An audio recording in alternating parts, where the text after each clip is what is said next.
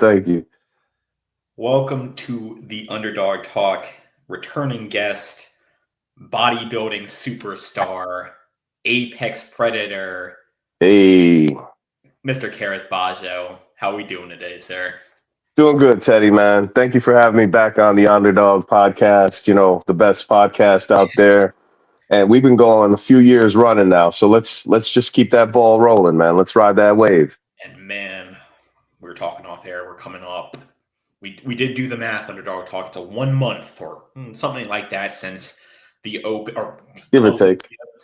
give or take. Yeah. Obviously, what year was this for you? I have to ask. I'm not. Oh man, it's the fifth time back at the O. And I gotta say, it never gets old. It's like every time you do it, it's the first time. So it's always a blessing to get to compete at the O. And, just going up against the best competitors in the world. It's just the biggest show. There's really nothing like it. And until you're on stage in front of that lights, you only partially understand. Like I don't want to, talk down to anybody or anything like that, but it's an experience in itself. So I was very honored and humbled to be one of the individuals on that stage. And obviously, one of our good friends who's been on the show multiple times, Dan Solomon, always puts on, A hell of a show. Hell of a show. Truly, not enough good things to say about Dan if he's watching. You're the man, fellow Orioles fan too. But yeah, it looked great this year in terms of production and attendance, and I was following along. I really impressed, and if you want to talk about how you felt this year, obviously, maybe not the placing you want, but again, the look was there as usual. And let me just say this, each year, to me, it looks like you're getting better and better for whatever that counts. And that's got to mean something. And, what were your thoughts on this O and kind of just everything that transpired? Well, first off, thank you, Teddy. I appreciate that. And, fan to fan, like that means the most. And that's kind of why I do this. But in addition to that, I do feel as if we leveled up. We brought a better look. I got back with Dave Palumbo as my coach. And, after many, many years off, we picked up, hit the ground running, and everything clicked. I thought we brought one hell of a look to the stage. However, it wasn't what the judges wanted to see that day. Ultimately ended up finishing sixth place, which, I backslid, and I vowed to never backslide. However, because I've made progress, and I know that I've made progress both visually and, mentally as an athlete, it kind of reinforces my why. So, I don't know what the next show is, but this really kind of let me know, like, hey, dude, you're way too good to just say, to be done with this. Because I know I'm still competitive in either division. I can go into the open or 212, and I'll stand on that because I know my work ethic, and I know that regardless of what I want to do, I want to be the best at it. So, sixth place or not, second place, whatever, even if it was 15th place and I had brought that look, I still couldn't feel bad about the way I looked or competing as a bodybuilder going forward. Yeah, and you got to help, hang your head high on that. And obviously, like you mentioned, we see in all sports, first year with a coach is kind of that learning experience to a point. And sometimes it does get better, get more wins, and get more points. So I think this is just the start for you, obviously, in that aspect. And I think you mentioned, you can hold your head high on that. And the fans were, obviously we're supportive of you. We're proud of you. You looked amazing. And thank you, brother. Talking about that backslide, how do you kind of mentally stay strong in that placing where you didn't necessarily think that's where you should be? And I don't either, but how do you kind of keep moving forward, I guess is the question. Well, I think that goes back to character traits and just being who I always was, which is a competitor first. It doesn't matter if we're, bodybuilding or having, a Rice Krispies eating contest. I want to win. So, that's That's kind of how I see it. And I haven't gotten to the prize yet. So it's tough to really, you know what? I think of that meme where you see the guy with the pickaxe, right? And there's two of them. There's two versions of him. One of them, he's right at the goal and he's about to crack it. And the other one's at goal. He's got like one more swipe and he's turning back because he thought that, you know, it was too long of a journey to get there. Yeah. I'm the guy that's hungry, going after it, you know, pickaxe in each hand, and I'm digging. Yeah. So until we get to that prize, I don't see us really, you know, calling it a day. You know, not my words, her words. Wifey says, "Hey, you're too good to quit." You know, so you know, it's things like that that reinforce my behavior. It's the progression that I see in the gym. It's the progression that I see in the aesthetics. It's the progression I see in the strength and the mental strength, which is crucial. Crucial. You know, if you're doing any event, doesn't matter if it's Nathan's hot dog eating contest. If your mind's not ready for it, then you're going to defeat yourself. But after receiving that sixth place award, you know, I kind of had to reflect a little bit. I'm like, you know, what are we really doing here? And I know my why. My goal is to win the 212 Olympia. So bottom line, that job's not done yet. Sixth place, 15th place, it doesn't matter. We still got more to dig for. Yeah. Obviously, having a support system is your wife and your family is so crucial in supporting you and not. Of course. I mean that's why right there, and you know, great group of showing of the 212 this year. I think. It's phenomenal. One of the best shows I've seen in the 212 with terms of competitors. Obviously, you know, Keon winning again. You know, how do you win the 212? If you mind me asking, what is, you know, it's an off season, you know, and whatever that holds. How do you think you can win the 212? I know you can, but what do you need to change, if you mind me asking? As far as change goes, it's kind of like one of those things that's very organic, right? Because the body, it's going to do what it wants to do, right? But as far as creating a plan, I hate to harp on one thing in particular because I think to be the best version of yourself, you got to assess it as a whole. You know, to just like say, okay, it's this one thing. That one thing always cascades and leads to another thing. But I hate to be very vague. I need to improve everything. I need to be the best version of myself in every arena that I could possibly be. So whether it's size, shape, symmetry, presentation, I want to be better at all of it all the time. It's not just one thing. I think that if you have one strength, you know, you're only as strong as your weakness, right? So all your weaknesses are going to expose you. So if I had any weakness there, like I want to make all those my strengths. I want to make the adaptability my superpower. Yeah. You know? I think that's an amazing way to look at it, and kind of starting from the top, or the last show, let's call it, the Open.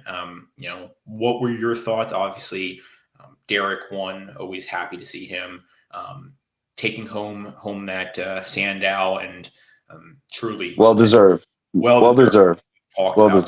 Both big fans of him, humble and truly an amazing individual. Always been supportive of the podcast. You know, how did you see the placings? Did you agree with it? Did you see Derek Lunsford obviously, well, clearly being the winner? What were your thoughts on the Open this year? So being backstage and having firsthand view of all the athletes, you know, granted the lighting wasn't the same lighting as stage lighting, but what I did see was a more streamlined version of Samson. Hottie looked great. Saw Hottie. And I got a glimpse of Derek, and I knew he was going to be really good. It's always different on stage. What I saw on the screen, it really did look like Samson was going to walk away with it with Derek in second. However, I wasn't surprised that Derek won. You know, when I saw Derek come in, I was like, oh shit, his abs are in. it's going to be a problem. So when I saw that, I was like, okay. So it didn't really shock me when they said Derek repeated. I'm like, all right, well, what's Samson going to do? And he ended up finishing second. Yeah, the rest, it was so close. Like, it was a coin flip. Anybody could have really been thrown in there. Andrew, yeah, I'm sorry, Andrew got second, but yeah, Samson got fourth. Thought Samson should have been a little bit higher. But overall, after first place, coin toss. Yeah, and I think actually Hottie got second, but forgive me. Hottie, I apologize. Andrew third. Yes. Martin fourth, or Samson fourth. Samson fourth, Martin fifth. Yeah. And I Martin. And Martin looked good too, man. Like, honestly, he's a very good competitor. He's got all the boxes. He's got great shape. Honestly, I would love to, get in the show with Martin. Just to see what's what. Like, the competitor in me doesn't back down from anybody, and I know he would gladly accept it. Because he's one of the best in the world. What's he got to lose? He's gonna want to compete against whoever. But that would be a cool comparison, because I think aesthetically we're different, but we have classic lines. I'd have to increase the calories a little bit, put on some more size, but I would like to see what that looks like on stage someday. Yeah. Well, I think it'd be a hell of a show. Both competitors.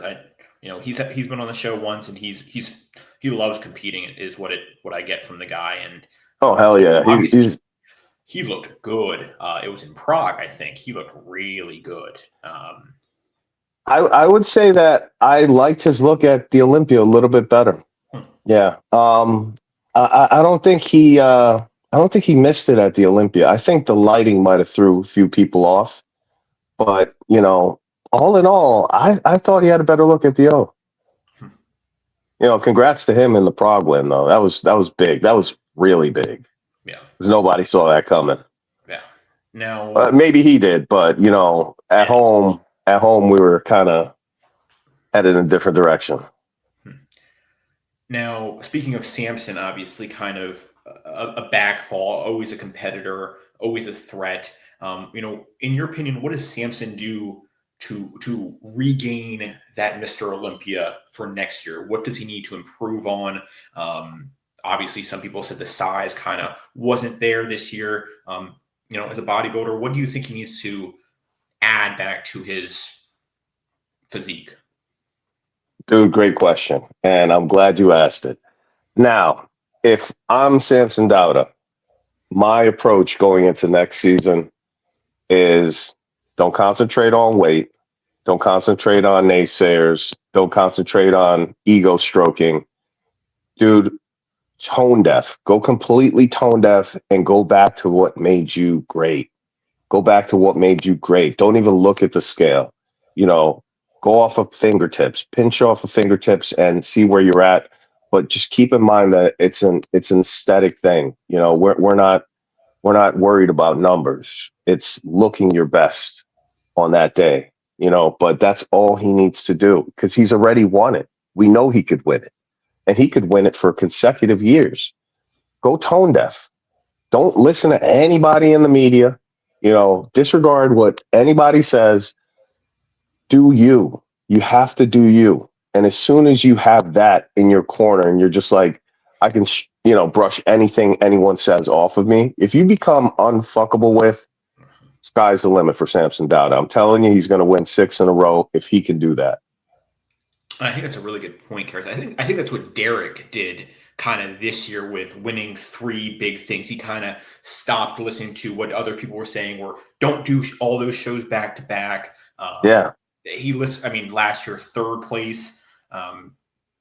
This year 1st place. I mean, he had one hell of a ride. I think that's what winners do. You don't listen to the outside noise. You can't compete. And the sport is a you versus you sport at the end of the day. You have training partners, but you're the one lifting those weights. You're the one eating that food.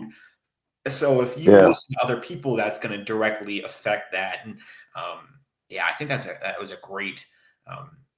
I think that's why Derek won, because he just didn't listen to the outside noise, and what he did this year Well, was incredible.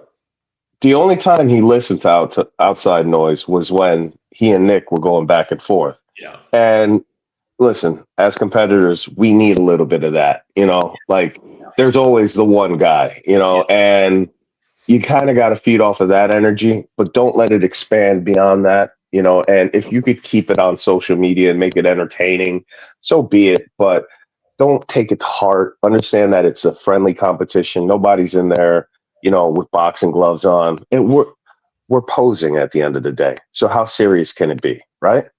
So I think that when Derek did that, he only got better when he listened to everything Chris Aceto was telling him, because I think more than, in the public's eye, at least, more than anybody, Chris Aceto stood in his corner and was like, Derek could win. When everybody was saying, oh, Derek's, no. Chris was like, Derek could win. Derek's going to win. And he stood on that. And if you have somebody like that in your corner, again, it's only more reinforcement to be unfuckable with. yeah.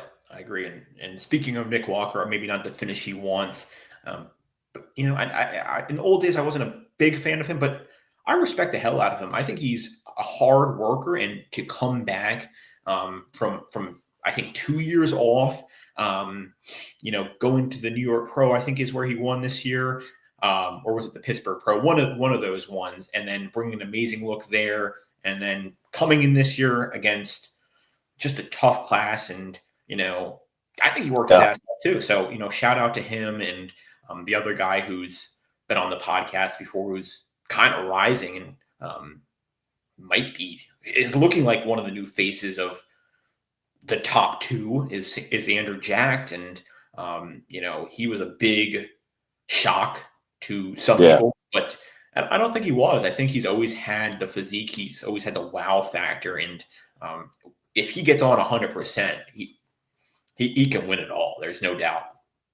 I think going forward, everybody wants to see the Samson Andrew comparison. And if, they want to see it in its entirety. Like, we want to see the judges work these guys, because if you're going to mention the Open, these two have the best matchup that I think is most appealing to the people. Like, people want to see the giants battle the giants, right? So, Goliath and Goliath on stage. How cool is that? Arguably two of the biggest guys in the history of bodybuilding. And yeah, like that's going to be very entertaining when Andrew nails it. And I know Andrew will nail it. After getting to talk to him in Texas, his mind is in such a sound place.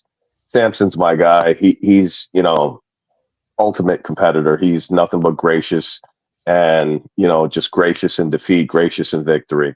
So I know he'll be back in the winner's circle, and he'll definitely be in that conversation between him and Andrew. 100%. And this is a hard question. At 100% with Samson and at 100% with Andrew. Teddy, you're killing me, man. I like both these guys. I'm trying to be friends with everybody, man. No, honestly, all right. So my take personally, because nobody's ever perfect, but if you're going to say this guy's maxed out, that guy's maxed out, the person who I believe can hide their flaws, and we all have flaws. I'm not immune to that. I'm just saying that. So please, people, don't take this the wrong way. The person that can hide their flaws best on their physique, Andrew. Wow. Andrew. Yeah.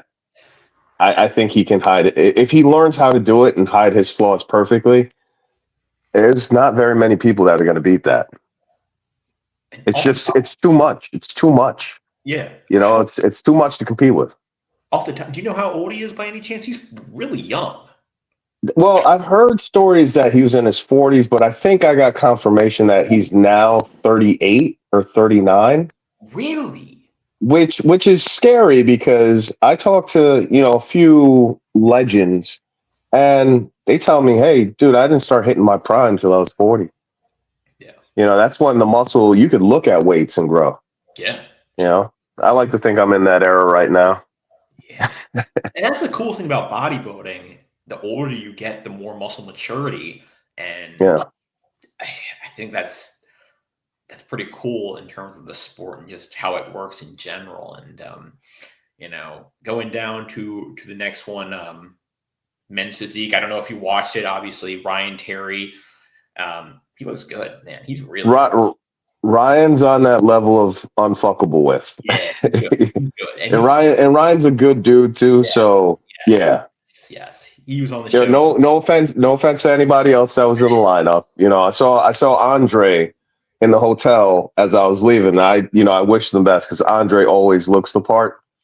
But Ryan, he's the champ. He's the champ. And Ali is great too. Yeah. And Ryan's like Derek, like you, he is a perfect representation of class. And Absolutely. he is so mature. I mean, like in terms of just the way he carries himself. And I know he's a little older than some of the others, but he is. I mean, you don't hear him saying bad things. You don't see him. Yeah, he's so positive. He's a really good Doesn't guy. need to. Doesn't need to. Yeah, and I'm really happy for him. He's a really good guy from what it seems like. And the next one is classic. And wow, I'm a big Mike guy. And dude, I felt it for my guy, dude. I felt it for Mike, man. Oh man, dude, you want to talk about somebody putting salt in your Kool-Aid at the last minute, right? The amount of stress that they probably put Mike under was enough to cripple a horse. I don't know where the bloggers got hold of this information, but dude, they did him so dirty. Like, and this is nothing to do with the league. It's just the bloggers were really, as a competitor, I could see how that would be, a red flag out of your peripheral the entire time. And I'm like, you guys were loving him. Like, what changed? Everybody was loving Mike. Everybody was like, dude, he's the heir apparent. And then all of a sudden, you guys flipped the script on him. Yeah. And it was honestly, it was for no reason. So I hate to say conspiracy or whatever, but I think that whole notion was a jealous competitor put that out there and tried to destroy this man's chances. But I had Mike going into it. I had a Mike Terrence battle. No disrespect to Ramon. Yeah. I just didn't see it happening for him this year. I thought it was going to be Mike and Terrence. And I could see that Mike's body was heavily stressed on stage. And it wasn't that pop, that shock and awe that he always brings. And he's never come in looking like that before. So when I saw I hate to say it this way because he's, I know he worked hard for it, but a lesser version of Mike on stage, it kind of hurt because I know how hard he works. Yeah. Like I work hard and then I see Mike work out and I'm like, shit, I got to step my game up, And yeah, it just hurt to see that one. But end of the day, Teddy, I don't know why they did it to him. That should have been Mike's show. Yeah, I wasn't fully understanding that height thing, if that's what you're referring to. That was a little. Yeah. So as an outside source, or not source, as an outside fan, it was slightly confusing to me. So what it basically is like once you get measured once, that's your height. You don't have to get measured again, and that was what was going to be the absolute rule, right? So that's concrete. And then people started throwing it. Well, Mike standing next to this guy, and this guy is that height, and his hair, and this and that, and the wind is blowing at a northeast, south, 15 miles an hour. All kinds of nonsense, right? So I'm like, if it's on paper that he's measured, go off of that. That's all you got to do. Shut it down. But they kept harping on it. And every time I opened up Instagram, to the point where I didn't want to open up Instagram because all I'm seeing is pictures of Mike with a simulated shaven head. You know what I mean? There's simulations and there's reality. So I'm like, what are we doing here? Like, let's live in the real world. Let's stop simulating things. Let the guy compete at the height that he's been competing at. Nobody had a problem when he finished second place, right? And he was the height that he was last year, this year. Or I'm sorry, 2 years ago, this year. Yeah. Right? So it's like he didn't measure himself. right? Yeah. Well, So why are you putting this additional stress on the guy, knowing that cortisol is the enemy of bodybuilding? yeah. Again, I go back to this was a jealous competitor that put that energy out there, or a jealous blogger that wanted their favorite guy to win. And I'm not pointing fingers at anybody. It just seems like that's where it came from. Yeah, it was really interesting, and obviously, he did end up making the height, which was good that he was able to compete. The other weird thing is, I don't know how true this is. I don't know if you even heard this, and obviously, Mike, I'll say this is an amazing guy, but apparently, a lot of German fans were specifically against him this year. I don't know if you heard people talking about I that. saw some of that, and I don't understand that because Yeah, honestly, Mike is, from what I know of Mike yeah, is a great representation for the sport. I can't honestly. I'm gonna go ahead and say this. I can't think of a competitor that is more worldly in the IFBB than Mike Sommerfeld. Put a stamp on that. yeah. No, He travels to different countries. He shows love to every single country he goes to, yeah, and he always puts bodybuilding in the front. yeah. No, I didn't fully understand that one. I didn't know if that was a rumor or if it was just someone was just saying that to rile people up. I was very confused on that. I was wondering, Kareth, if you heard anything more about why that was, because again, I think he is a great representation of the sport. So I couldn't tell you, Teddy. I'm yeah, just speaking from the yeah, individual that I know and what's been presented in front of me. He and yeah, his wife were nothing but nice to me and my wife, yeah, and that's all that I know. And from yeah, that, dude, you're a good man. That's all 100%. I can say about that. Yeah, and he was on the podcast, and he was a competitor in terms of working his way to where he is. I think he was telling me a story of he would walk to the gyms. I think it was in Mexico or something like Oh some. yeah. Yeah, crazy, crazy, crazy grind, crazy work ethic. Oh So yeah. yeah, truly, truly. He'll be back. I mean, he's just getting, he's just peaking, or he hasn't even hit the ice or the tip of the iceberg, whatever you say. You know, I think he's going to use it as a fuel, and I think he's going to come back better next year. And yeah, I think Terrence will be up there, and obviously Ramon is so deserving of it too. Worked his ass off. Looked really good this year as well. So in Yeah. general, I think it's funny. The UFC, I think, I comparison. I saw someone say that the UFC is lacking a star, lacking those stars. I think the sport of bodybuilding has some of the most stars they've had in a while. Yeah. In Definitely. terms It of- is.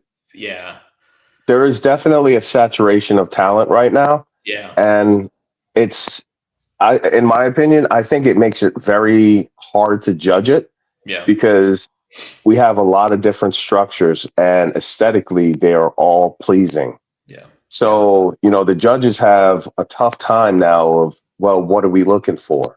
They still have their guidelines that they gotta go off of, but then you got to get to the finite things like the in-person presentation, the stuff that doesn't show up on tape or in pictures. The way a guy is, standing off to the sideline, the intangibles. They have to start judging off of the intangibles. Like, how is this guy posturing himself when he's waiting to be judged? You know what I mean? I think that's how deep the talent is now. wow. And I think I don't remember who it was, but someone was saying there should be weight classes in the open. I think I heard someone saying that. I personally think that's the silliest thing ever. In my opinion, we already have two divisions. If there are going to be weight classes in the open, that just leaves more room for more confusion. It's like bodybuilding shows are long enough. The last thing we need is more weight classes and more divisions. Yeah, You go to a show, it's at the Olympia, it's a 2-day affair, like legit a 2-day affair. yeah, Not a lot of people have the luxury of taking that much time just to go watch bodybuilding. it's true. And if we're gonna enjoy it in a capsulated moment, honestly, it should be, you know, shortened and compressed into one day, in my opinion. But Yeah. what do I know? Well, you know a lot, and I think that is Yeah, I didn't agree with that because there's years where it's the mass monster, there's years where it's the shorter bodybuilder. Um, Yeah. that's the cool thing. It can go any way. I guess I see the point where it's hard to compare a Andrew Jack versus a Derek is what maybe they're kind of saying, but I think they did a good job of it. And honestly, like if you want to go off of the tall and the short class, like what they used to, yeah, and then match them up and go for an overall, that would be the simplest fix. It shouldn't be by weight. It should be, short guy versus tall guy. And I yeah, think that would be such an easy fix to do now. If the shows were one day, you take the winner of the 212, you take the winner of the open, and you put them next to each other. yeah, And that's the best way to determine who's the overall winner. Granted, I'm going to say that 90% of the time it'll probably be the taller guy, yeah, but the shorter guy, if he checks all the boxes, i.e. Lee Labrada, you know what I mean? Like, i.e. Frank Colombo, if he Lee checks Priest. all the boxes, Lee Priest, another guy, if you bring that, dude, it doesn't matter how tall you are. You know what I mean? You know, Yeah, I good agree. is good. Good is good. Yeah, and quote Derek Lunsford. He's Derek Lunsford, Lunsford. 212 guy going up against Mass Monsters. Hottie Hottie go. Chupon. Yeah, yeah, Yeah. yeah, yeah, William Bonnick. The list goes on. yeah, I, yeah. I was talking about more of a, historical Oh, okay. perspective, but thank you for bringing it into this era because it's still applicable. And they saved the time of adding on to a show by just being a 212 guy and going up to the open. Yeah, So now you don't have to differentiate. The 212 guy already took the initiative. Let me go into the open, put on as much size as I can, try and max out this frame and compete against the biggest guy. yeah. I don't want to talk about myself too much, but that's a lie. No. No, but you go back to Texas, right? Yeah. And I'm going up against Morgan. Morgan's 295. I'm on stage at 205. Wow. And you know what I mean? It's like, if you're going to judge muscle versus muscle, muscle maturity, I'm a little bit older than Morgan is. You start to see differences and you're like, well, that's more complete, or, this doesn't match up symmetrically. I'm not taking shots at Morgan. There were other guys, but Morgan's the first guy that comes to mind because I'm a fan of his. Yeah. But it's just, it has to look a certain way. Yeah. That's the thing. It's a look more than anything. It's not a height or weight. It has to look the part, and it has to be presented well. Yeah. I think you nailed it on the head. Speaking of your transition to the open, what is, if you can talk about it, what is 2026 like? Do you have stuff planned? I mean, if you even thought ahead of that, do you see open shows coming in? Do you see off year? Honestly, Teddy, I'll be straightforward. And this is the first podcast that I've done post Olympia, but I'm a very open person. I'm going to say exactly how I feel, and this is my truth. So I didn't like my placing after the Olympia. I don't believe I'm a second call out guy. That's just, it's not in the cards for me. That's not why I'm in the gym sweating, putting in all this sweat equity. So I wasn't sure where to go from here, and, after being with my wife and talking to her and just, having her and my coach in my ear and a few others, close friends that reached out, and, because they know me, the first thing they went to is, you can't stop now. Yeah. Yeah. You know what I mean? You can't stop now. And it took me a while to digest that.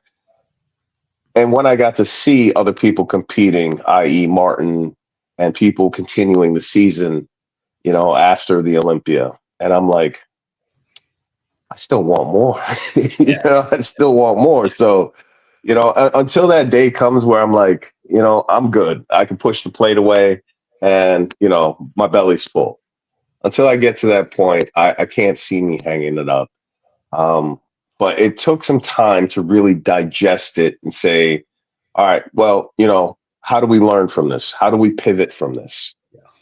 And I'm the kind of guy, like, as short as I am, hey, listen, we're going to pivot. We're going to drop step dunk. So Next time I pivot, it will be a drop set dunk. I might even do a drop set 360 dunk on it. Um, but that's how I feel towards it. So, you know, even though it took some time to process it, I think we're in a better space now, a month or whatever from the show. And we just got to really look at 2026 and, figure out what's what. I will say this ahead of time. Definitely going to compete next year. Open show, I would love to do one post Olympia, assuming I get to the Olympia, because nothing is tied down. Yeah, nothing is tied down. But when we pick the right 212 show and we get back our Olympia qualification, then, we can really look at it and try and decide what's the best approach, what makes sense logistically, whether it's stateside, we don't know. We don't know. Yeah. No, I think 2026, I hope and pray that is a great year for you and your family, and just a year of growth. I have a good feeling about 2026, for just in general for you, and hopefully Thank you, man. There's going to be, hopefully there's a lot of great energy in 2026 for us. And damn, it's kind of crazy. We're only a month away from give or take a month away from 2026, and looking at 2025 just in general, it can be growth, or in terms of what you grew as a person. Where did you grow as a person in 2025? Doesn't have to just be bodybuilding, just can be in life. Honestly, it's more off the stage than it is on the stage. I would say that, sometimes science gets it right, and, it takes a little bit longer for men to mature. And I always assumed I was there a long time ago, but when it happens, it's kind of like full stop. And you're like, holy shit. Like, I thought I was doing it right the whole time. And, I had a come to Jesus moment this year where it's like, what's really important in life? You start asking yourself some questions, and having the opportunity to, take Lori to Jamaica and meet my dad, it kind of put a lot of things in perspective on the things that are really important in life. And, while I, love and wouldn't trade bodybuilding for the world, because it gives me such peace of mind, such a solid base, it's one of those things that I know competitive wise is a temporary blessing. Yeah. So I appreciate moments more now than I ever have. And, I encourage anybody out there, just, if things ever get tough on you, reflect a little bit and relish the moments that were great. And just know that there are many great moments ahead of you. Wow, there are so many things that I first of all, I think that's so true. And that put in perspective, we had Bucky Dent on, he's the podcast that will drop. And he was a Yankees, he was actually a World Series MVP, 3-time All-Star, hit a crazy life-changing home run. And I asked him, what he wanted to be remembered as. Did he want to be remembered as a legend, as a Yankees legend, or a World Series MVP? And he said no, he wants to be remembered as the person. And he has a park, I believe, that's in honor of him. And, I was so deep. And going back to really what you said about the maturity thing, I'm only 26. I'm not as old as you. No, I don't want to, you're not old. But no, I think that's a great point in that I'm, looking back where I was 19 and 20, super come a long way in terms of maturity. And I still don't even think I've hit my, if it's called a thing, a maturity peak yet. I don't even think I'm close. I still think there's a lot of stuff I'm working on, and I'm so glad and happy that you've reached that point where you have that peace, because I'm still looking for that piece of time. But like you mentioned, Karis, I think that comes with age. Yeah. And honestly, we can rush it. You can chase it all you want. It's going to elude you. But I'll say that after 27, it's every 5 years. I'm pretty sure anybody who's my age can testify to that. But after 27, it's like every 5 years, you hit a new enlightening, if you may. Yeah. I'm not going to really call it spiritual because I don't think it's that in depth. It's just more of a like an awakening, and you're just like, wow, and like things just start to change. Your brain processes things a little bit differently. You just analyze things a little bit differently, and things that used to kind of weigh on you, now you can brush them off. Yeah. And I think that only time allows that to happen. No, I think that was deep, and I liked where that went because I think I needed to hear that, and people who are listening need to hear that. So thank you for Hey, you're more than a bodybuilder. You're oh a man, man. You're a wise man. each one teach one. That's what grandma used to say, right? Each one teach one. Yes, and final thing I want to ask you is because again, I'm not into, I don't follow bodybuilding as much as you do, and this is your sport. This is something that you live, breathe. For the women's physique, what did you hear? What was going on in that? I was a little confused. I was Oh reading. wow. So apparently, Natalia won. Yeah, she did. Congratulations to the winner. Let me say that. Natalia's always been super nice, so Yeah, I'm going to try to be as respectful as I possibly can. yeah. And Sarah Villegas finished second. I'm a huge Sarah fan. Huh. And Natalia brought an incredible package. Yeah. Sarah always looks the part. In my opinion, I think Sarah has the better look for the division, but Natalia won. Take nothing from her. Yes. And she's a great champion. Oh yeah. However, there's a dispute on alleged SEO use, and it looked apparent on the video that there was something going on there. It could just be the angles. I don't know. So I'm not even going to get too deep on Yeah. it. But if I'm to go off of my own experiences, I've gone up against guys that clearly have used site enhancement oils that have placed ahead of me. And, I scratch my head and I'm like, well, what's going on? I thought we were supposed to be deducted for that. Yeah. So I could understand Sarah's argument, being in that position before. So if you're losing to somebody who you believe has aesthetic flaws on their physique, well, they should be deducted for that. So I understand that part of it. But at the end of the day, Natalia won, Sarah didn't. And I'm not going to say that Sarah's bitter, but I will say that Sarah's fighting for what she feels she deserves. So hats off to her, too, for standing her ground and saying, hey, I don't agree with you. And it's okay to disagree, just to let people know you don't have to just lay down and take it. It's okay to talk your piece. Yeah, I think that was a very respectful way to say it, obviously, Kerrith. Actually, I do have a question about this, and this is just in general in the sport. So is it banned to do that, or do you just get penalized for that? From my knowledge, it's banned until it's allowed until you get caught. Okay. I wasn't too familiar. Like, yeah. So if you have like, you see all those crazy videos on YouTube where, you'll have people in these impoverished countries that decide they want to bodybuild and they put a shit ton of site enhancement oil in their arms and it looks weird. Okay. Right. So, I mean, it's not banned, but if you want to look like a freak, that's the way to go. You know what I mean? Like, I can't say it any other way because it just doesn't look like natural growth. And anybody who knows anything about anatomy and knows how the body moves can blatantly tell you that that doesn't look right. That muscle doesn't look right. And, people got to remember how the body grows. They're freaks of nature, but the truth is muscle doesn't grow like that.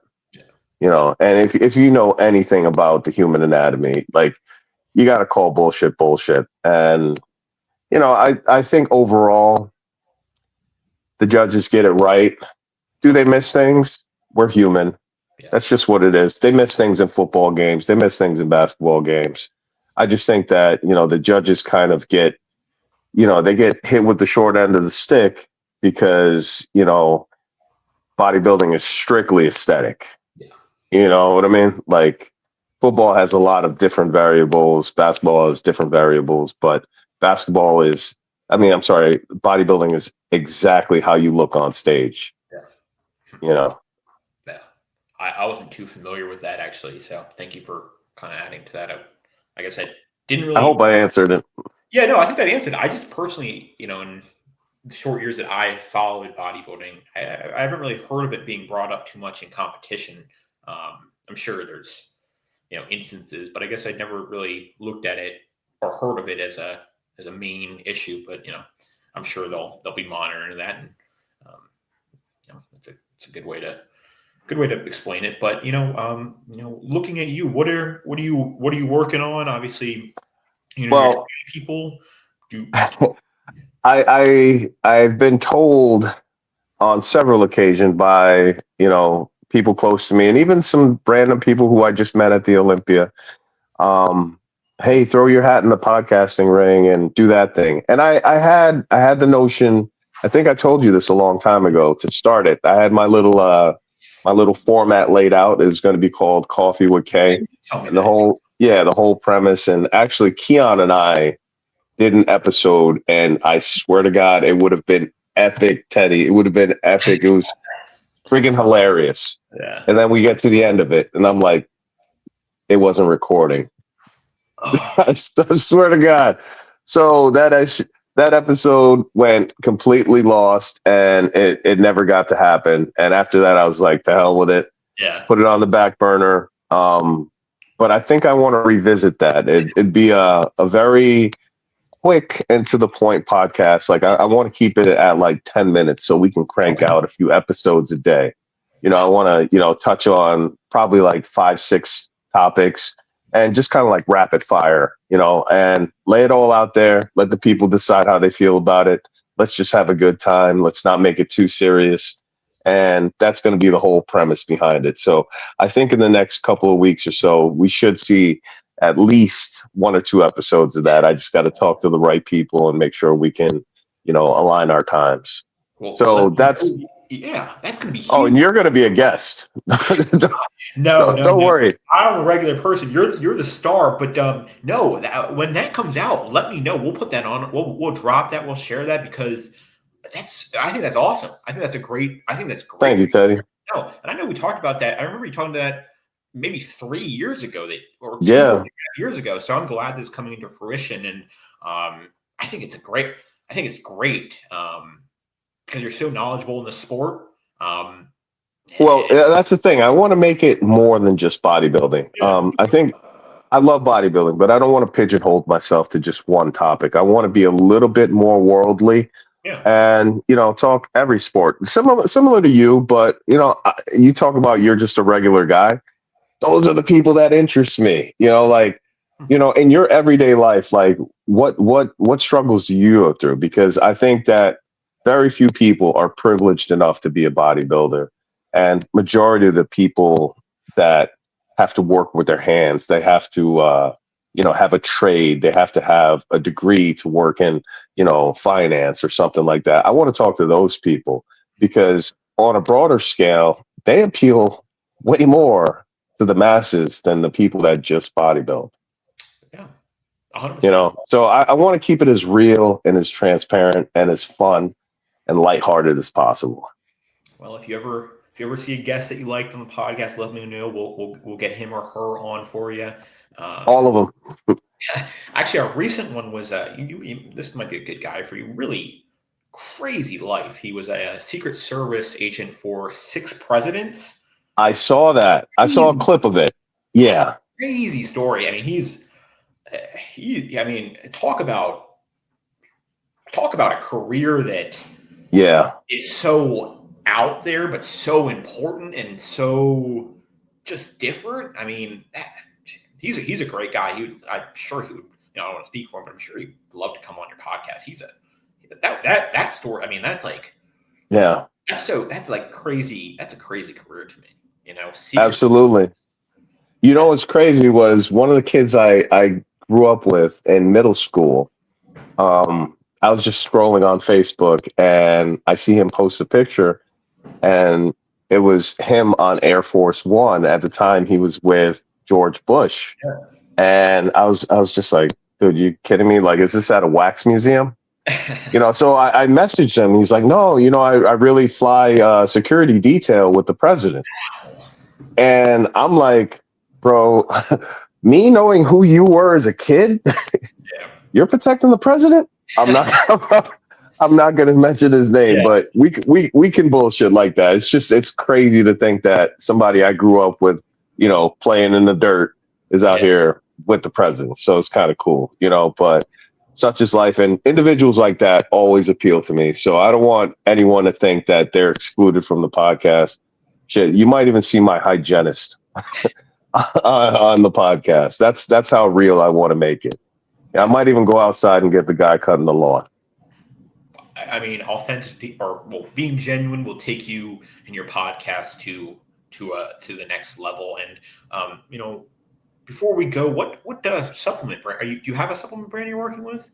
I don't have a supplement brand, but I got to show love to who shows love to me.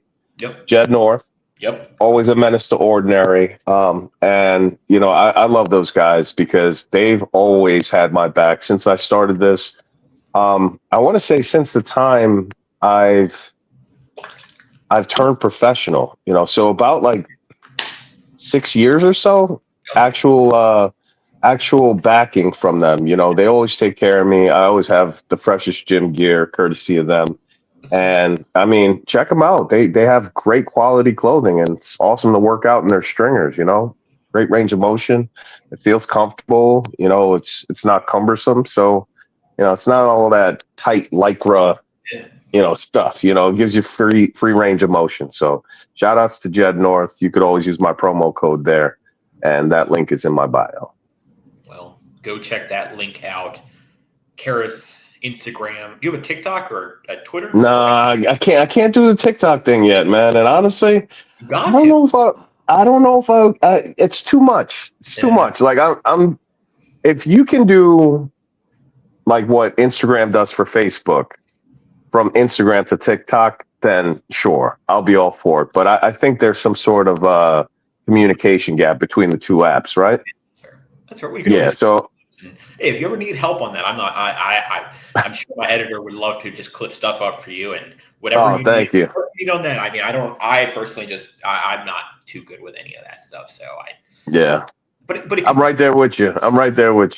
When you get the cool thing, and I'll leave you on this, the cool thing is when you get your podcast clips, you can post them on TikTok, and it doesn't just go to your subscribers, it goes out to the whole world. So you're bringing audiences that don't necessarily follow you, don't know who you are. So for that opportunity, I would say consider that if you're looking to just get people who don't know you as that you're a bodybuilder, know about your show.